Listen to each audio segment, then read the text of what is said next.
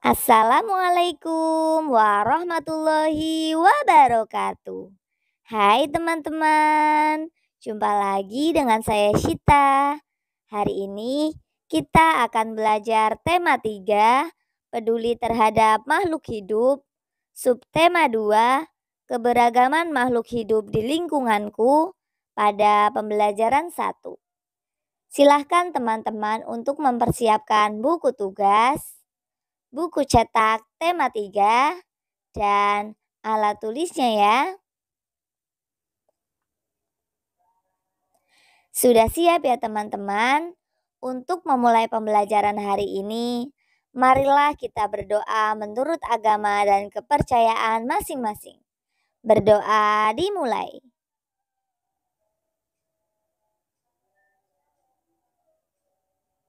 Berdoa selesai. Tetap semangat ya teman-teman. Salam cemerlang, cerdas, menyenangkan, riang gemilang. Pada pembelajaran 1 ini, kita akan belajar muatan bahasa Indonesia, muatan IPS, dan muatan IPA. Pada muatan bahasa Indonesia, kita akan mempelajari kompetensi dasar 3.3 dan 4.3 tentang wawancara. Pada muatan IPS, kita akan mempelajari kompetensi dasar 3.1 dan 4.1 tentang karakteristik ruang dan pemanfaatan sumber daya alam untuk kesejahteraan masyarakat. Sedangkan pada muatan IPA, kita akan mempelajari kompetensi dasar 3.8 dan 4.8 mengenai upaya keseimbangan dan pelestarian sumber daya alam. Teman-teman, tahukah kalian, selain tumbuhan, hewan juga merupakan sumber daya alam yang perlu terus dijaga keseimbangan dan kelestariannya. Jika tidak, maka hewan-hewan tersebut akan menjadi langka dan punah, seperti yang terjadi pada burung cendrawasih. Ayo teman-teman, kita cari tahu lebih lanjut. Teman-teman, muatan pelajaran pertama yang akan kita pelajari yaitu bahasa Indonesia. Membuat daftar pertanyaan dari gambar. Indonesia memiliki keragaman hewan yang tersebar di berbagai daerah. Hewan termasuk sumber daya alam yang harus dipelihara dan dijaga kelestariannya. Banyak hewan yang dilindungi karena langka dan terancam punah. Salah satu hewan langka yang ada di Indonesia yaitu burung cendrawasih. Kita tentu pernah membaca atau mendengar nama burung cendrawasih. Kita bisa mencari tahu banyak informasi tentang burung cendrawasih. Ayo kita amati gambar burung cendrawasih berikut dengan seksama. Ayo mengamati. Silahkan teman-teman amati gambar burung cendrawasih berikut dengan seksama ya, agar teman-teman bisa membuat daftar pertanyaan dari gambar. Nah, setelah teman-teman mengamati gambar, teman-teman bisa menuliskan pertanyaan tentang burung cendrawasih. Daftar pertanyaan tentang burung cendrawasih. Yang pertama, ada berapa jenis burung cendrawasih? Yang kedua, apakah burung cendrawasih memiliki banyak warna? Yang ketiga, apa makanan burung cendrawasih? Yang keempat, di mana habitat burung cendrawasih? Yang kelima, apakah semua orang menyukai keindahan burung cendrawasih? Dan yang keenam, bagaimana cara melestarikan burung cendrawasih? Nah, itulah beberapa contoh daftar pertanyaan tentang burung cendrawasih berdasarkan gambar yang telah kita amati. Ayo membaca. Burung cendrawasih disebut juga sebagai burung surga. Burung yang menjadi maskot Papua ini memiliki warna bulu yang indah. Bahkan kabarnya karena keindahannya itu juga, burung ini jarang turun ke tanah, lebih sering terbang dan hinggap di dahan pohon. Warna bulu cendrawasih yang mencolok biasanya merupakan kombinasi beberapa warna seperti hitam, coklat, orange, kuning, putih, biru, merah, hijau, dan ungu. Burung ini semakin molek dengan keberadaan bulu memanjang dan unik yang tumbuh dari paruh sayap atau kepalanya. Warna yang bermacam-macam menjadi salah satu penanda untuk mengelompokkan jenis mereka. Habitat aslinya di hutan-hutan lebat yang umumnya terletak di daerah dataran rendah dan hanya dapat ditemukan di Indonesia bagian timur. Burung cendrawasih mati kawat adalah jenis yang menjadi identitas Provinsi Papua. Masyarakat di Papua sering menggunakan bulu cendrawasih sebagai pelengkap atau hiasan dalam pakaian adat mereka. Keberadaan burung cendrawasih kian lama kian terancam loh teman-teman. Perburuan dan penangkapan liar serta kerusakan habitat menjadi beberapa penyebab utama. Bulu cendrawasih juga diperdagangkan dan digunakan sebagai penghias topi wanita di Eropa. Tapi kini burung cantik ini menjadi jenis satwa yang dilindungi. Beberapa jenis cendrawasih yang masuk dalam daftar dilindungi antara lain cendrawasih kuning kecil, cendrawasih botak, cendrawasih raja, cendrawasih merah, dan toa. Nah, setelah kita membaca bersama, teman-teman jadi lebih paham dan menambah wawasan teman-teman mengenai burung cendrawasih ya. Selanjutnya, Sita akan menjelaskan membuat daftar pertanyaan tentang hewan. Selain cendrawasih, banyak hewan lain yang menarik untuk kita pelajari. Sekarang, kita bisa mengamati hewan yang ada di lingkungan sekitar kita. Kita bisa menuliskan pertanyaan tentang informasi yang ingin kita ketahui sebanyak-banyaknya. Kita tulis pertanyaan sesuai pengamatan atau rasa ingin tahu kita. Sekarang kita pilih satu hewan yang menarik, seperti kupu-kupu. Lalu kita bisa mulai membuat daftar pertanyaannya. Mari kita perhatikan contoh daftar pertanyaan tentang kupu-kupu berikut. Nah, Sita memberikan contoh daftar pertanyaan tentang kupu-kupu, ada 9 pertanyaan. Silakan dibaca ya teman-teman. Selamat membaca. Teman-teman, muatan pelajaran yang akan kita pelajari selanjutnya yaitu IPA. Selain cendrawasih, masih banyak hewan lainnya yang harus kita lindungi. Di sekitarmu, tentunya banyak hewan yang menarik perhatianmu. Ayo kita belajar lebih banyak mengenai hewan. Ayo membaca. Daur hidup kupu-kupu. Kupu-kupu. Kupu-kupu termasuk dalam kelompok serangga. Kupu-kupu biasanya memiliki warna yang indah, cemerlang. Kupu-kupu tidak berbahaya bagi manusia. Daur hidup kupu-kupu bermula dari telur yang melekat di daun, kemudian matang dan menetas selama 5 sampai dengan 10 hari dan menjadi larva atau ulat. Setelah 2 minggu, larva atau ulat membentuk kepompong yang bergantung di ranting atau daun selama 2 sampai dengan 3 minggu.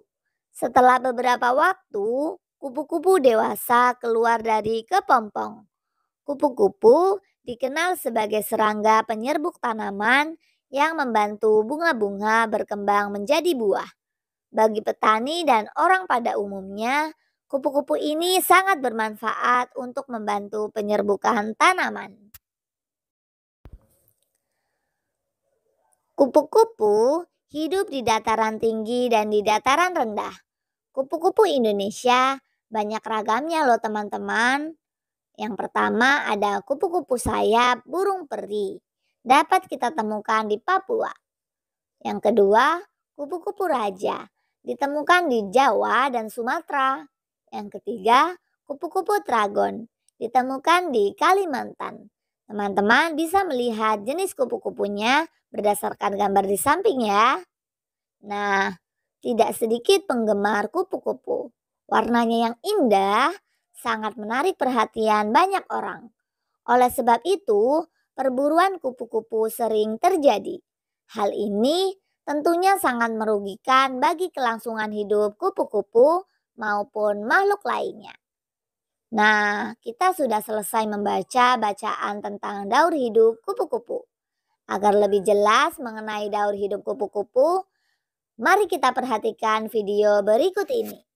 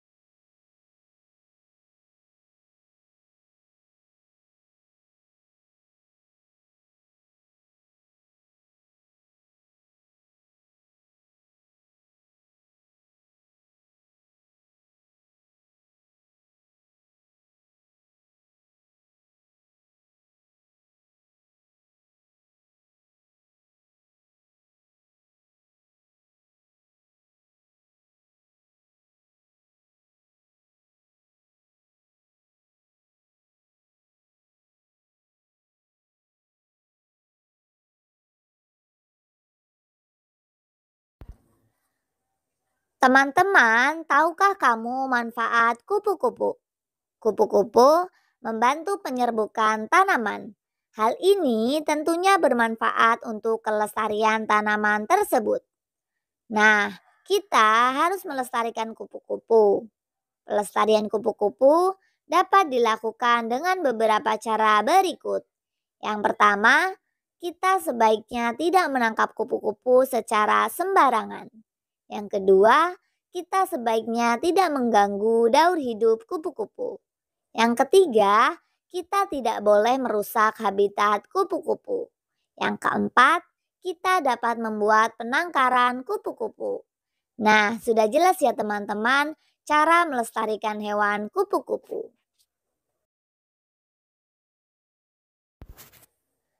Nah, kita sudah mengetahui cara melestarikan kupu-kupu. Selanjutnya, kita cari tahu bagaimana cara melestarikan hewan cendrawasih. Jenis burung cendrawasih yang dilindungi yaitu burung cendrawasih merah. Yang kedua, burung cendrawasih kuning kecil. Yang ketiga, burung cendrawasih toa. Teman-teman bisa melihat gambarnya berdasarkan gambar di samping ya. Nah, selanjutnya ada burung cendrawasih botak. Sangat unik ya teman-teman. Teman-teman bisa melihat gambarnya di samping. Yang terakhir, burung cendrawasih raja. Wah, memang sangat indah ya burung-burung cendrawasih. Agar tidak punah, burung cendrawasih tentu perlu dilestarikan. Berikut beberapa usaha yang dapat dilakukan untuk menjaga kelestarian burung cendrawasih. Yang pertama, mencegah adanya perburuan liar terhadap burung cendrawasih. Yang kedua, tidak menjadikan burung cendrawasih sebagai hewan peliharaan. Yang ketiga, menggunakan bahan-bahan yang ramah lingkungan untuk aksesoris. Yang keempat, memelihara burung cendrawasih di tempat perlindungan seperti Suaka Margasatwa. Ayo berkreasi. Teman-teman telah mengetahui manfaat pentingnya hewan bagi keseimbangan lingkungan. Nah, sekarang teman-teman bisa ikut berperan serta untuk menjaga kelestarian hewan dengan membuat poster. Buatlah sebuah poster yang berisi ajakan untuk menyayangi dan merawat hewan. Pilihlah satu jenis hewan yang kamu sukai. Buat posternya dengan memperhatikan kriteria berikut. Yang pertama, nama hewan dan ciri-ciri khususnya. Yang kedua, habitat hewan. Apakah di pantai, dataran rendah, atau dataran tinggi. Yang ketiga, manfaat hewan tersebut bagi masyarakat sekitarnya. Selamat berkreasi teman-teman. Nah, berikut ini Sita berikan contoh poster melestarikan hewan. Sita berikan contoh melestarikan burung cendrawasih. Teman-teman bisa memilih hewan lain yang teman-teman sukai. Selamat berkreasi. Kita sudah belajar daur hidup hewan yaitu kupu-kupu. Kita juga sudah belajar membuat poster ajakan melestarikan hewan. Sekarang kita akan belajar daur hidup tumbuhan. Kita gunakan kacang hijau yang cepat dan mudah diamati daur hidupnya. Kita dapat menanam kacang hijau sendiri. Kita rawat tanaman tersebut dan kita amati pertumbuhannya setiap hari. Kita bisa menanam kacang hijau dengan mudah. Kita siapkan kapas dalam gelas plastik bekas. Kita letakkan beberapa butir kacang hijau di atas kapas. Jangan lupa kita siram tanaman secara teratur. Lalu kita amati pertumbuhan kacang hijau selama 6 hari. Hasil pengamatan dapat kita catat di dalam tabel. Kita bisa mencatat hasil pengamatan pertumbuhan kacang hijau seperti pada tabel berikut ini. Berikut adalah tabel pertumbuhan kacang hijau hari ke-1 sampai 6. Pada hari ke-1, biji kacang hijau belum mengalami pertumbuhan. Biji kacang hijau belum membelah. Pada hari kedua, kulit biji kacang hijau mulai mengelupas, biji kacang hijau membelah dan tumbuh calon akar. Hari ketiga, akar tumbuh memanjang disertai tumbuhnya calon batang. Kulit pada biji kacang hijau mulai mengelupas. Pada hari keempat, batang tumbuh lebih panjang dan kulit biji hampir mengelupas seluruhnya. Pada hari kelima, calon daun mulai tumbuh dan batang mulai tegak. Pada hari keenam, akar kacang hijau mulai berserabut. Batang kacang hijau tumbuh tegak, daun kacang hijau tumbuh lebar dan semakin banyak. Nah, teman-teman masih semangat ya? Kita tepuk semangat terlebih dahulu. Tepuk semangat. Semangat. Semangat. Muatan pelajaran yang akan kita pelajari selanjutnya yaitu IPS. Jenis hewan berdasarkan bentang alam. Setiap bentang alam memiliki karakteristik yang berbeda-beda. Hewan yang hidup di setiap daerah tentu saja berbeda. Ciri-ciri setiap hewan biasanya sesuai karakteristik bentang alam habitatnya. Ayo kita belajar beberapa jenis hewan berdasarkan bentang alam berikut. Yang pertama, hewan di dataran tinggi. Dataran tinggi memiliki udara yang dingin. Oleh karena itu, hewan yang hidup di dataran tinggi umumnya memiliki bulu yang tebal. Berikut contoh hewan yang hidup di dataran tinggi. Nah, contoh hewan yang hidup di dataran tinggi yaitu anoa dataran tinggi. Anoa dataran tinggi memiliki bulu tebal sehingga cocok hidup di dataran tinggi. Anoa dataran tinggi terdapat di hutan dataran tinggi Sulawesi. Saat lahir, bulu anoa ini berwarna coklat kekuningan seperti rusa. Bulunya berubah menjadi coklat tua saat dewasa.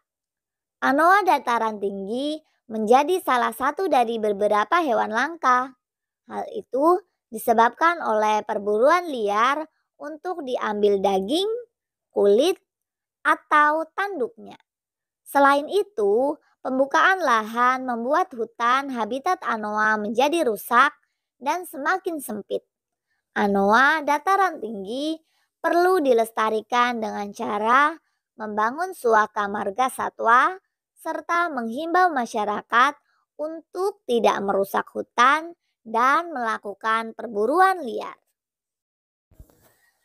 Selanjutnya, domba. Selain anoa dataran tinggi, domba juga hidup di dataran tinggi. Domba memiliki bulu yang tebal sehingga dapat hidup dengan baik di dataran tinggi. Jenis domba Texel bisa ditemukan di Indonesia, tepatnya di dataran tinggi Dieng. Domba ini memiliki bulu keriting berwarna putih.